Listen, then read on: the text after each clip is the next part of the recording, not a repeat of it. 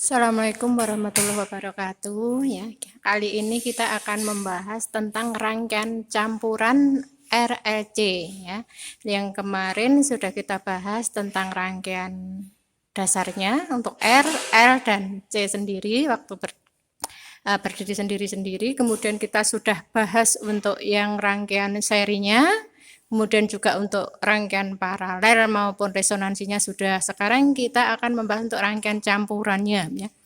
Untuk salah satu contoh yaitu contoh rangkaian yang ada di sini itu hanya contoh ya. Untuk rangkaian pertama kita namakan rangkaian A itu adalah terdiri dari R1 dan XL. Contohnya bisa XC, tapi kita contohkan dengan XL. Kemudian rangkaian B atau rangkaian kedua adalah R2 dengan XC. Nah, pada penamaan arusnya untuk rangkaian 1 kita berikan nama I1, kemudian untuk rangkaian kedua atau rangkaian B adalah I2. Kemudian arus gabungannya adalah I. Kemudian kita akan melihat untuk rumusnya. Untuk rangkaian A ya, impedansi rangkaian A yang kebetulan terdiri dari R1 dan XL itu adalah Z1, kita menamakannya itu nggih. Kemudian itu rumusnya adalah akar R1 kuadrat plus XL2 plus XL kuadrat. Nah, kemudian I1-nya nanti adalah sebesar V, itu adalah V sumber dibagi dengan Z1. Kemudian cos P1 atau faktor dayanya adalah R1 dibagi dengan Z1. Sedangkan nanti P-nya itu adalah sudut beda fase antara I1 dengan tegangannya atau V. Nah, karena di sini rangkaian terdiri dari R dan XL, di mana R itu adalah reaktif, cenderung netral, kemudian XL adalah induktif, maka nanti di gabungannya ya untuk I1 itu nanti akan bersifat induktif, di mana arus I1 ketinggalan terhadap V dengan sudut sebesar P1. Nah, kemudian pada rangkaian B ya yang terdiri dari R2 dan XC ya. R2 kita tahu adalah reaktif ya. Jadi netral, cenderung netral, kemudian XC-nya adalah yang kapasitif. Maka nanti Z2 atau impedansi rangkaian yang B adalah sebesar akar R2 kuadrat ditambah XC kuadrat. Kemudian I2-nya adalah V dibagi dengan Z2 yang gabungan ini. Kemudian cos P2 adalah sebesar R2 dibagi dengan Z2.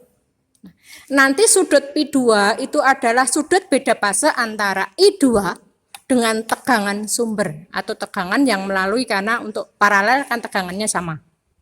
Nah, nanti berarti tadi sudah kita sebutkan bahwa I2 akan bersifat kapasitif. Ya, tuh. Nah, kemudian untuk mencari arus total I ya, pertama-tama kita harus bisa menggambarkan secara vektor ya. Pada I1 ya, I1 tadi disebutkan bersifat induktif hingga arusnya ketinggalan terhadap tegangannya. Tegangan kita anggap posisinya adalah arah ke horizontal ke kanan ya. Maka kalau I1 itu ketinggalan terhadap V, posisi vektornya ada di bawah V. Ya, daerah sini adalah daerah ketinggalan terhadap V ini. Ini posisi I1 dengan sudut sebesar P1 terhadap V. Maaf untuk V-nya.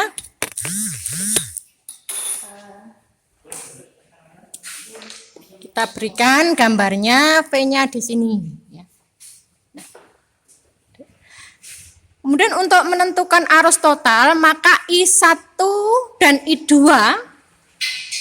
ya, di mana I2 itu posisinya mendahului V, posisinya di daerah atas. Kita misalkan ini sudutnya hanya misal ya sebesar ini, bisa di sana, bisa di sana, cuma untuk daerah mendahului itu daerah ini. I2-nya kita misalkan posisinya arahnya ke sana dengan yaitu dengan mendahului V sebesar sudut P2. Nah, masing-masing ini nanti kita proyeksikan ke sumbu X dan sumbu Y terlebih dahulu ya. Proyeksi I1 terhadap sumbu X ya, itu adalah sebesar I1 cos P1. Ya. Ini menggunakan hukum untuk yang cos pi itu ya. Kemudian proyeksinya terhadap sumbu Y adalah I1 sin Pi1.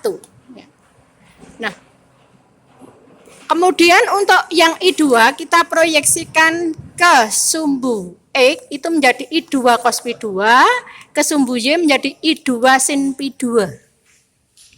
Nah, kemudian yang cos kita gabungkan dengan yang cos. Jadi I2 cos Pi2 dengan I1 cos Pi1 itu secara vektor jika kita jumlahkan misalnya sepanjang ini secara vektor, kemudian secara angka nanti bisa kita hitung dengan rumus I1 cos Pi1 ditambah I2 cos Pi2. Nah, kemudian untuk yang proyeksi ke sumbu Y juga kita jumlahkan. Kebetulan karena yang satu bersifat kapasitif, yang satu induktif ya.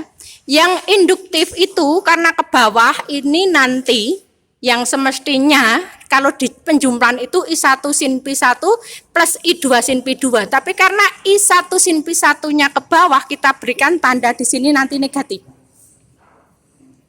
Ya, sedangkan I2 sin Pi2 yang arahnya ke atas di sini positif. Ini posisi boleh kita balik. Ya. Tapi yang I1 sin Pi1 karena ke bawah ya tetap tandanya negatif. Sedangkan yang I2 sin Pi2 tandanya positif atau kalau posisi di depan tidak usah kita berikan tanda tidak masalah. Nah, ini. Jadi kalau penamaan untuk jumlah komponen aktif itu adalah jumlah komponen yang hasil proyeksi ke sumbu X. Sedangkan jumlah komponen reaktif atau Y atau sering kita namakan IY arus hasil proyeksi di sumbu Y ya. Itu posisinya nanti ini ya kita namakan komponen reaktif.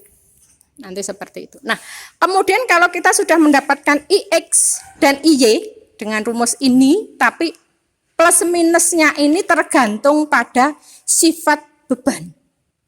Jika kebetulan rangkaian ya untuk yang proyeksi ke sumbu Y itu nanti, misalnya rangkaiannya induktif semua, berarti tandanya negatif semua. Tapi kalau kapasitif semua, tandanya positif semua. Bisa dipahami ya, jadi yang induktif tandanya negatif, yang kapasitif tandanya positif.